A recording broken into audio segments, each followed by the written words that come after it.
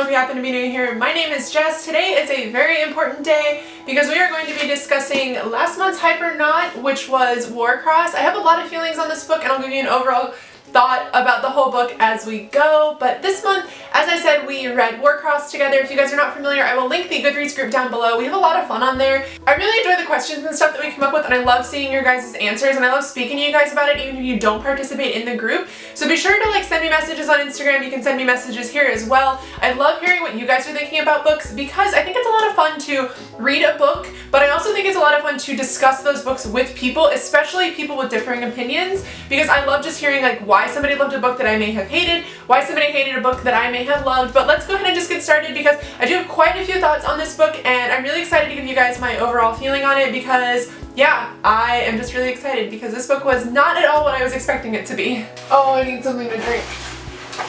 Yes, I keep an entire case of bubbly water in my office.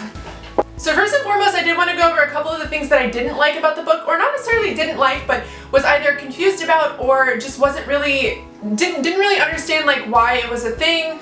Also, I have to say that this video is going to be completely spoilery if you have not read the book. If you're planning to read it later, I would skip this video. If you don't really want to read the book, but you do kind of want to see what it was about, things like that, feel free to continue watching this, but this is going to be your last warning that this video is going to have a ton of spoilers for this book in it because I am really going to go over the entire plot of the book, what I thought of things, and especially the ending of the book as well, because I feel like that's a very important reason why I feel the way I feel about this book. But so like I said, that is your last warning about spoilers for Warcross. So if you're not familiar with this book, it is about our main character, Amika, and she is a hunter and a hacker within this world. Now in this world there is a game called Warcross, which is one of those games, if you're familiar with Ready Player One, where you put on kind of glasses or goggles.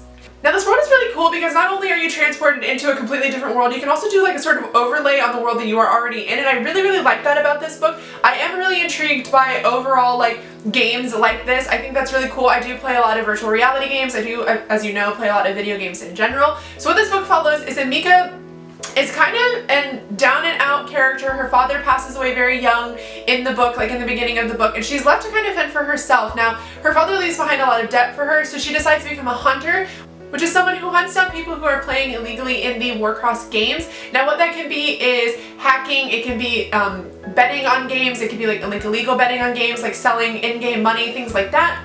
So that is how our story begins. Now what happens is Amika goes to a tournament that everybody is there for. It's a worldwide tournament that they're hosting, and she decides, because she's having trouble with her hunting gig, she's about to lose her apartment, her friend lives with her as well, she decides to steal an item in-game using a hack so that she can sell it in the dark web, which is a portion of this game as well. So she decides she's gonna do it. So she does it, and then she is transported on the field that the players are playing on. They're having this match, because that's really what the games are. It's a match between two teams. And she's transported on the field and people realize who she is. She is successful in stealing the item, but then she comes out back into her world and she starts getting these constant text messages and phone calls from a number that she doesn't recognize, and she decides she's gonna go to bed, sleep on it. She wakes up the next morning and decides to actually return the phone call, and it is the creator of the game, Hideo, who has reached out to her and he has a job offer for her. So what he does is he flies her to Japan where he lives and starts to ask her, somebody is hacking into this game, they're trying to undo everything that I've done, I need you to hunt them down. That is the overall premise of the book. I really enjoyed the storyline of this. I love that there is a female character. I have noticed that I'm starting more and more to really love female main characters, and I didn't used to be that way, mostly because I felt like a lot of the characters were hard to relate to. The only female main character I've ever read that I actually really enjoyed and related to was Hermione. So it's nice the older I get to see more female main characters, being obviously the center of the book. I really enjoyed that. But getting back into some of the things that I had issues with this book is the money equivalency. So as I've spoken before, there's something called the dark web, which you can bet on. You can bet on certain things, and there's kind of gangs and stuff that sort of run it. Now, in the beginning of the book, you find out that Amika's father has passed away. Now, when he passes away, he actually leaves a tremendous amount of debt, or what she describes as a tremendous amount of debt, to her, and it's about $2,500 to $3,000. And what really confused me about that is later on, when Hideo offers her this job, he offers to pay her $10 million for solving the problem that he has. And I realized that this man has created this game. He obviously has a lot of money. Like, I absolutely get that. But my problem was, a lot of the time in the book, it was referenced that she's being hunted for this debt that she had. She is being, you know, her name was put up on these boards like as a kill, you know, they could kill her if they find her kind of thing. And it was really confusing reading about money in this book, because $3,000, the further along in the book you get, doesn't seem like a lot of money, and it doesn't seem like something that she should be hunted for. Now, this is like a minute problem that I have, because obviously $3,000 to me and $3,000 to a gang member who lives in the dark web is completely different. I mean, these obviously are unsavory people, so really they could be hunting her down for $1 for all that they care. So that really kind of got to me, was just the money equivalency issue that just, it didn't really make sense to me. Now, as we get further along in the book, you do start to realize that Emika has obviously learned hacking abilities. That is what she is there for. That is the job that Hideo hires her for. And there's a certain point in the book where he takes her sort of into the code of the game and says, okay, I need you to look at this and tell me if you see anything strange. So she just sits there and she peers at this code. She's just looking at it and she goes, oh, this is wrong. Like, I can see here there's like a bunch of jumbled stuff. And as someone who is familiar with computers, as someone who, you know, obviously has taken like any kind of computer class in high school, that's not how you learn things like that. And he even says in the book, we had our best people working on this and it took them months to find it.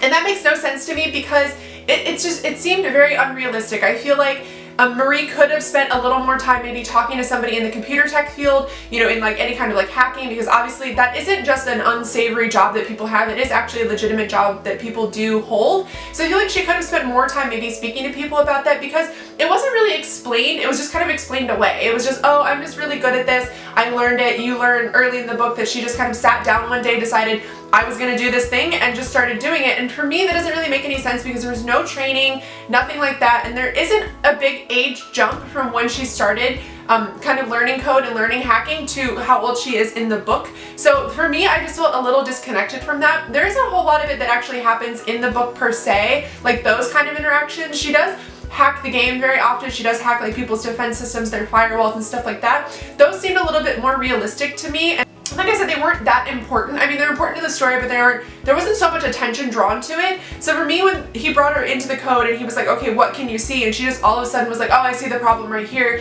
I felt really disconnected from that. I feel like I said, Marie could have spent a little more time maybe speaking to somebody to get a more accurate representation of what it would be like for somebody who actually does this as their job. Because for me, like I said, it was just explained away, and that really kind of bugged me at the beginning of the book.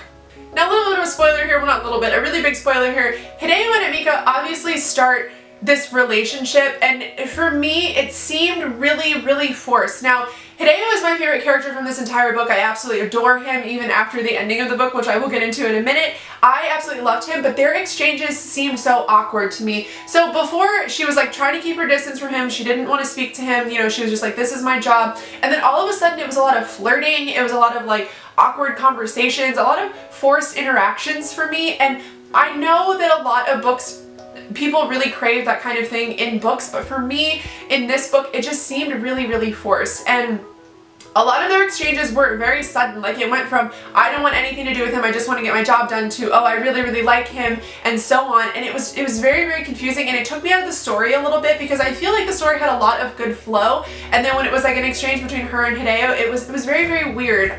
There's a little bit of what we think a sex scene was in this book, but as in YA, you know, it was like very vague.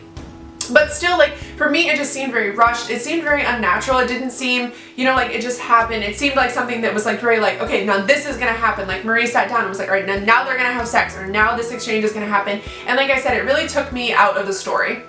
So those are the things that I kind of had issue with. Now, overall, I still very, very much so enjoyed this book. So I want to get into the things that I absolutely loved, because even though there are a couple of things that obviously I was sort of confused about or didn't really enjoy, that doesn't mean that it's a bad book by any means. It just, you know, there was just a couple of things that I didn't really understand, or that sort of confused me, or sort of took me out of the world. But let's get into the things that I actually really, really loved, because there are quite a few of them. Alright, now getting into the things that I really, really enjoyed about this book, there is a fuck ton of representation. A couple of our main characters are, one is disabled. Asher is disabled. He's actually in a wheelchair, and it isn't unnatural. It isn't forced. It's just there. Like, he is just a character in a wheelchair, and the only time you ever really hear about it is when Emika first meets him and she says, oh, he's in a wheelchair, and that's literally it, and it just goes about normally. Now, I don't like representation to be forced, so for me, just reading he is in a wheelchair, that's just how it is for him, I really enjoyed that, because it was just natural. It was just who he was, and there wasn't a whole lot of like dialogue on it or anything like that. I don't like when authors really draw attention to something like that, and I know a lot of people may disagree with me on that because they want obviously like more in-depth on representation, but I really loved that. As well as Roshan is also a gay character in our book. I don't know if he's gay or bi, but they just talk about how he had a previous relationship with a character named Tremaine in this book as well, and it's just natural. Like I said, it's not forced. I love that Marie is able to do that. It was so nice and refreshing to read a book where there is representation, but it is not at all forced.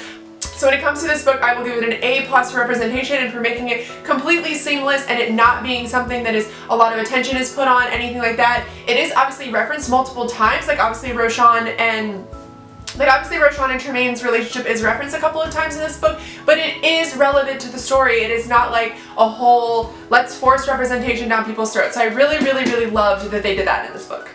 I also really loved the world and the world building for this book as well. I am such a lover of world building. I'm pretty much split 50-50 when it comes to character or world building. So it's really refreshing to have like a good cast of characters and a good world surrounding them. I love the way that she blended technology and just the normal world together. I thought that she did a fucking amazing job doing that. I thought that the world that she came up with, while not 100% unique, was still very enjoyable to read, so I definitely give her good marks for that as well.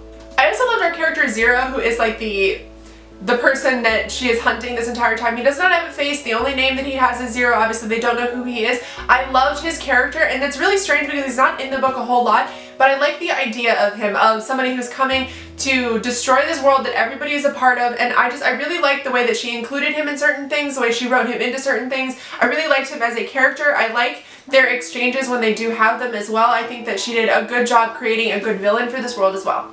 Now getting into the ending of this book and why I am so excited to read the second one. The ending of this book, you find out that Zero is Hideo's actual long-lost brother, and he is trying to stop this world from continuing because Hideo has decided, because there are these lenses that Hideo is selling and giving to people, including Amika and everyone on her team, that instead of wearing the goggles, you actually have these lenses on 24/7, so you're always in the game if you'd like to be, but you find out later that Hideo is actually using those to control people. Like, he has an algorithm set up for when people want to murder, cheat, steal, you know, do anything unsavory, they are able to stop that from happening. It kind of reprograms the brain into thinking that, and I love the thought of that. That is my favorite kind of villain character arc in a story.